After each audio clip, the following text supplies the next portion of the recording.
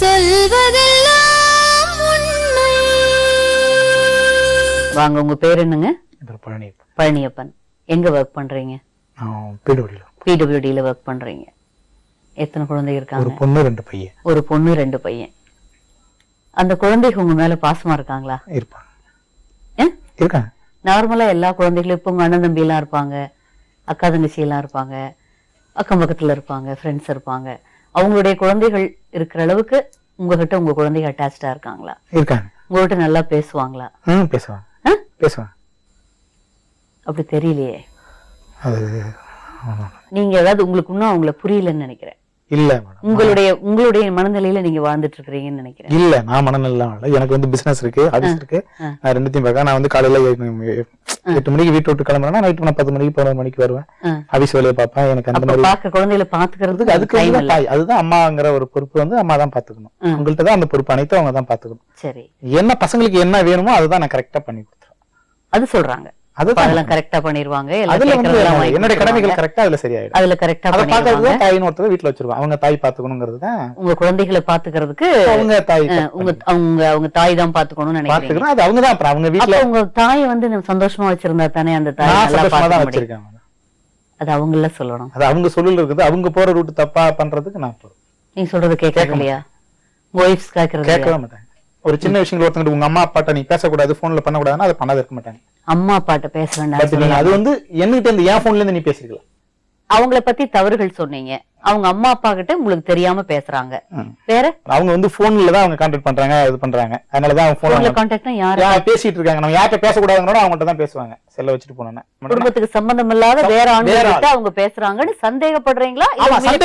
சந்தேகப்பட்டு தான் பிடிச்சிருக்கீங்களா? இப்போ அது அந்த நம்பர்ல போய் பேசி எல்லாம் பாத்துருக்கீங்க. அடுத்த ஆண்கள் கிட்ட கணவருக்கு பிடிக்காத குடும்பத்தை சாராத உங்ககிட்ட பேசுறது தப்பு. ஆனா அது பேசினாங்களாங்கிறது தெரியுமா?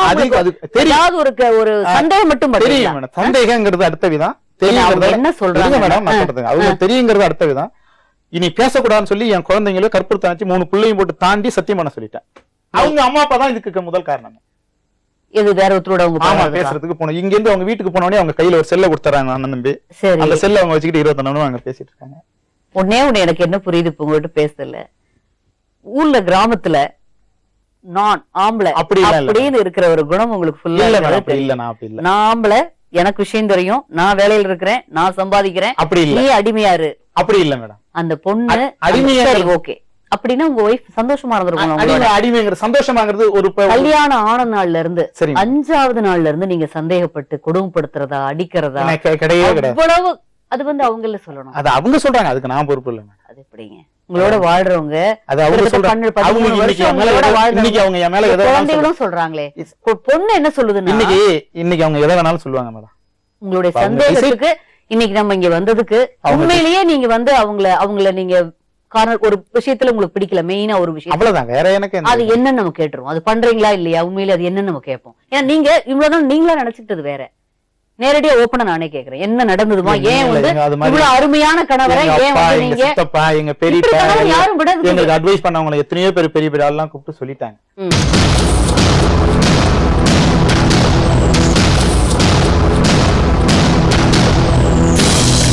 சொன்னதை கேட்டீங்களா? அவர் சொன்னதை எதுக்கு பேசுறீங்க?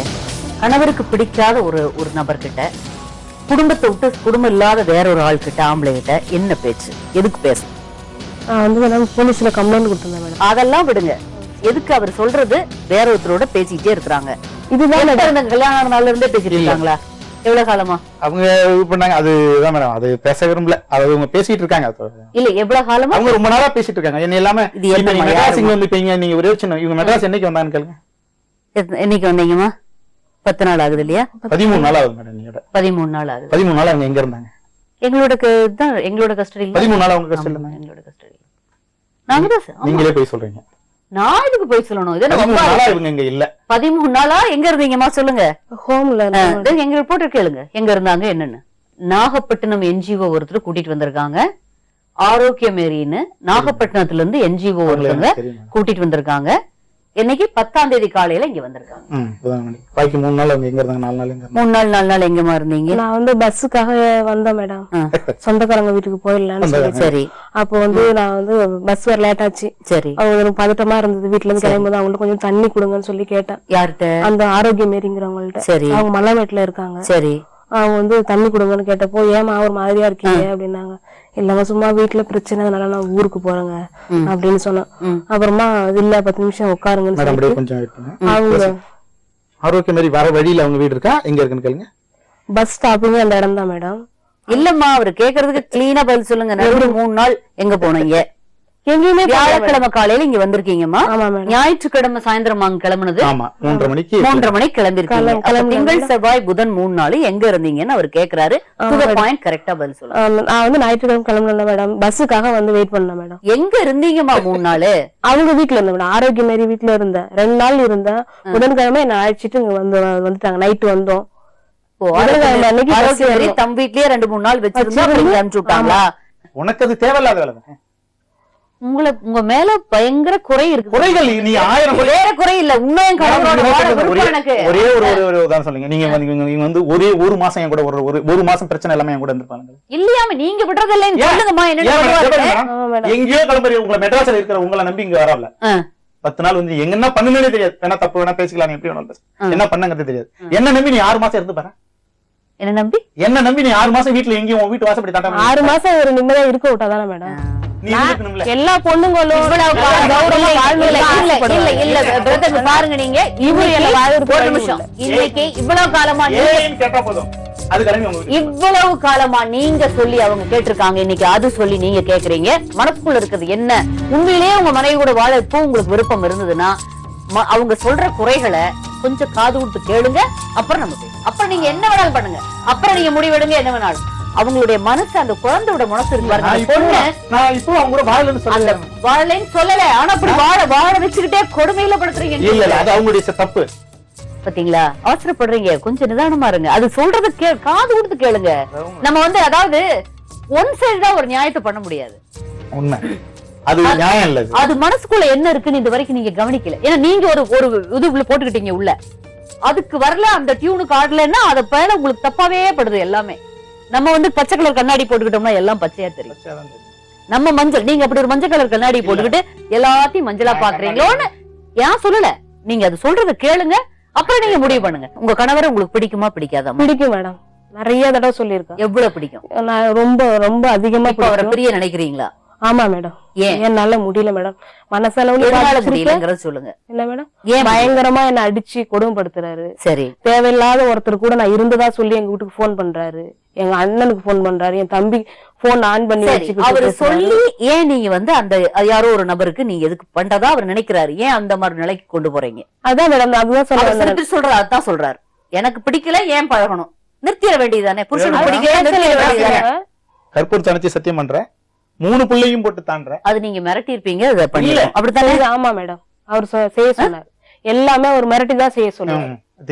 நான் இப்ப வந்து எதுக்காக நான் இவ்வளவு தூரம் கேக்குறேன்னா, உண்மையிலேயே நீங்க மனசளவுல இதனுடைய காரியத்தினுடைய தவறு நடத்தையிலயோ தவறு பண்ணலன்னு அவருக்கு புரிய வைங்க. அவர் மனசுல உங்க மேல ஒரு குற்றம் இருக்கு. அவர் மனசுல நம்ம ஒய்ஃப் ஏதோ பண்றா நம்மளுக்கு அகேன்ஸ்டா அப்படின்னு ஒரு ஃபீலிங் அவருக்குள்ள ஸ்ட்ராங்கா இருக்கு. அதான் நேரம் பேசுறதுல எனக்கு தோணுது. அது இல்லைங்க, நிச்சயமா நான் உங்களோட மட்டும்தான் இருக்கிறேங்கிறத அவர் மனசுக்கு புரிய வைங்க.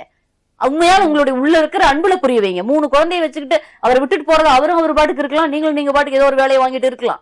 பட் அதுக்காக இவ்வளவு கஷ்டப்பட்டு லவ் பண்ணி 2 பேரும் கல்யாணம் பண்ணிக்கிட்டீங்க. அந்த குழந்தைகளோட எதிர்காலம் என்ன ஆகுறது? உங்க பொண்ணு இருக்கு பாருங்க, அதுக்காகவாது நீங்க 2 பேரும் அமைதியா. பொண்ணுக்கு மட்டும் இல்ல, பையனுக்கும் என்ன சொல்றாங்க தெரியுமா? 3 இங்கதான் உட்காந்து பையன் கூப்பிட்டாப்பா எங்க இருக்கீங்க வரீங்களா, அது வந்துரும்ப்பா, நாளை காலைல வந்து கூப்பிட்டு வரேன் அப்படின்னு தான் சொல்றேன். அதுக்காக இல்லைங்க, நீங்க பொறுமையே இல்ல, உங்களுக்கு சொல்றதுக்குள்ள நீங்க பேச நினைக்கிறீங்க. இந்த பொண்ணு என்ன சொல்லுது தெரியுமா?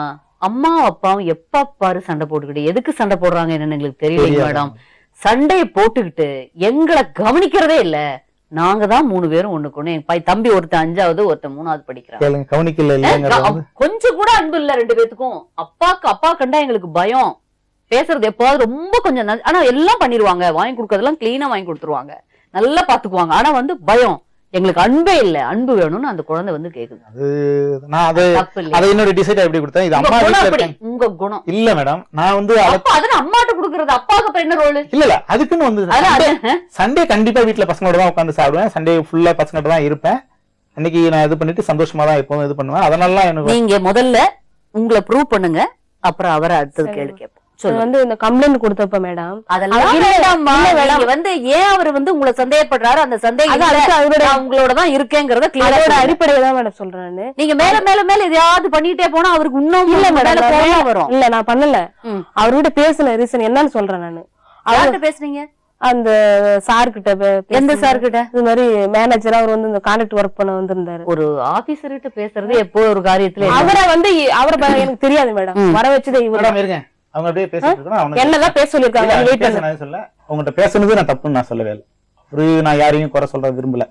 நான் என்ன சொல்றேன் காலத்துல நான் என்ன சொல்றேன், நீ பேசுனது தப்போ அவர் நான் பேசுனது, நான் உன்னை பேச வரணும்னு சொல்லிட்டேன்ல.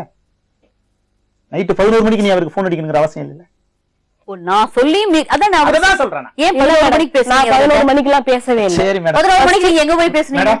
நான் வீட்டுல போன்ல இருந்து பேசுறேன். 11 மணிக்கு நான் பேசுறேன். பொறுமையா இவரு போய் சொல்றாரு. இல்லன்னா அப்புறம் உங்களுக்குள்ள தொடர்ந்துகிட்டே இருக்கும், உங்க மைண்ட் கிளியர் ஆகலைன்னா திருப்பி திருப்பி தொடர்ந்துகிட்டே இருக்கும். சொல்லுங்க. அவங்க சொன்னாங்க வந்து ஏதாவது பிரச்சனை அவங்கள்ட்ட பேசுமான்னு சொல்லி அவர் நம்பர் எல்லாம் வாங்கி வச்சு 11 மணிக்கு எதுக்கு? 11 மணிக்கு சார் அவர் பேசவே. யார் எங்க வேலை பாக்குறவர்? அவர் தேவையில்லாம அவரையெல்லாம் இழுக்க வேண்டிய அவசியம் என்னதான் வேலை பாக்குறாரு? அவர் வந்து ஏதோ கான்ட்ராக்ட் ஒர்க் பண்றாரு. ஒர்க் பண்றவங்க என்ன உங்களுக்கு இவர் அனுப்பி வச்சாரு மேடம் ஸ்டேஷன். அதெல்லாம் எது வேணாம் மேடம். இங்க பாருங்க மேடம், அவர்ட்ட பேசுறாரு. அந்த லேடி பேர் என்ன? அந்த லேடி பேர் என்ன? அந்த லேடி பேர், அந்த மேடத்தோட பேர் தெரியல. உங்க வீட்டுக்காரர் பழகிட்டு இருக்க லேடி பேர் என்ன? கலா மேடம். சொல்வதெல்லாம்